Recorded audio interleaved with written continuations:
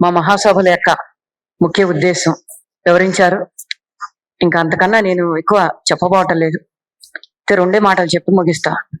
సామ్రాజ్యవాదం వ్యతిరేకించండి, మనువాదాన్ని తిరస్కరించండి, మహిళల హక్కులు కాపాడండి. ఈ వివరాలు చెప్పారు. ఏమిటండి ఇవని కూడా మీరు అడగొచ్చు. ఈ ట్రంప్ ఉన్నాడు, వెనుజులా మీద దాడి చేసే హక్కు ఆయనకి ఎవడిచ్చాడు? ఏ కాలంలో ఉన్నాం మనం? జాతీయ ప్రభుత్వాలు ఉన్నాయి, ప్రజలు ఎన్నుకున్న ప్రభుత్వాలు ఉన్నాయి.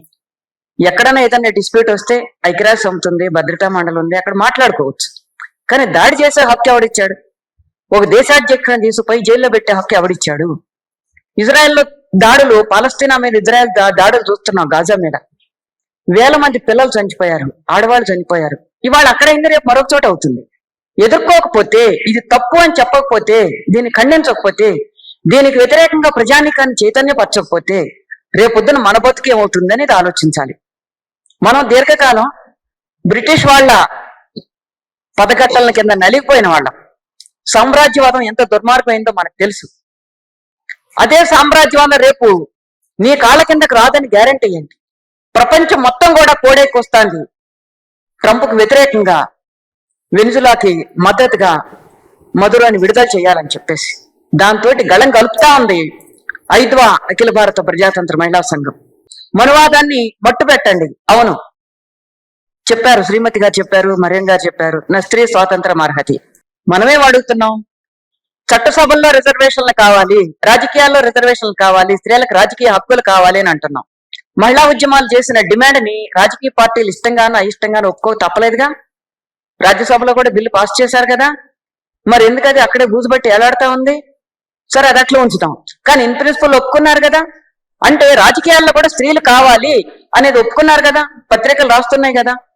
ఇవాళ స్త్రీల ప్రాతినిధ్యం తగ్గిపోతా ఉందని చెప్పేసి అంటే స్త్రీలకు రాజకీయాలు కావాలి, రాజకీయ హక్కులు కావాలి అన్న దాంట్లో ఎక్కడ కూడా డౌట్ లేదు.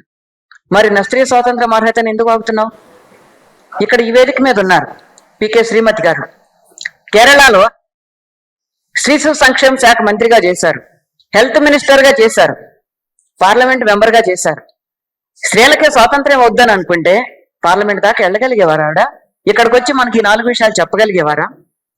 నాకు ఇటు పక్కన అటు పక్కన ఉన్నారు. మల్లు లక్ష్మి కార్యదర్శిగా ఉన్నది, రాయనగూడెం సర్పంచ్ గా చేసింది. నా పక్కన సరళ గారు ఉన్నారు, బొగ్గవీటి సరళ. ఖమ్మం పక్కనే ఖానాపురం హవేలీ సర్పంచ్ గా చేశారు. మగవాళ్ళ కన్నా ధీటుగానే కాదు, మగవాళ్ళ కన్నా బెటర్ గా వాళ్ళు పరిపాలన చేసి చూపించారు, ప్రజలకు అండగా నిలబడ్డారు.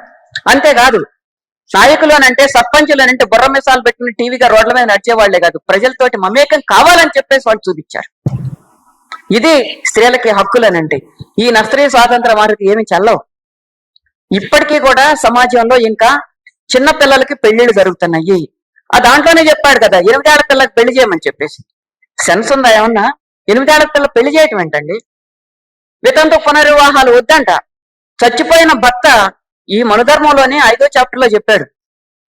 స్వర్గంలో చచ్చిపోయిన భర్త కోసం వీళ్ళు పూజలు చేయాలంట, శరీరాన్ని సృష్టింపజేసుకోవాలనంట. జ్యోతిబా పూలు ఏం చెప్పారు? సావిత్రిబాయి పూలు ఏం చెప్పింది? గురదాడప్పారావు గారు ఏం చెప్పారు?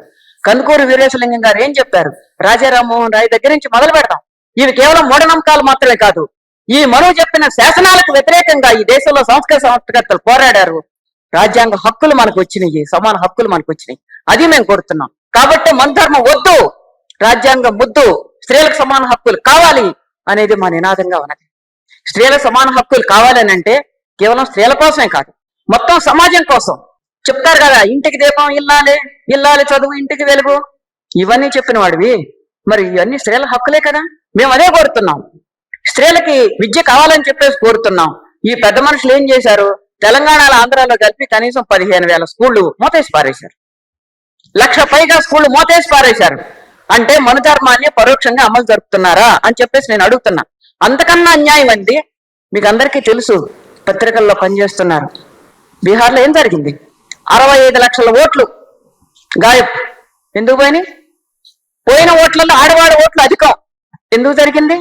నీకు రేషన్ కార్డు పనికిరాదు, నీ ఆధార్ కార్డు పనికిరాదు, నీకు ఇంకేమన్నా ఉంటే ఏదన్నా కార్డు పనికిరాదు.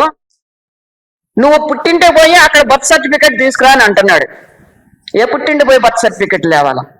చెప్పండి, ఏ పుట్టిండి పోను? మన ఆలదేడు పోయాడు.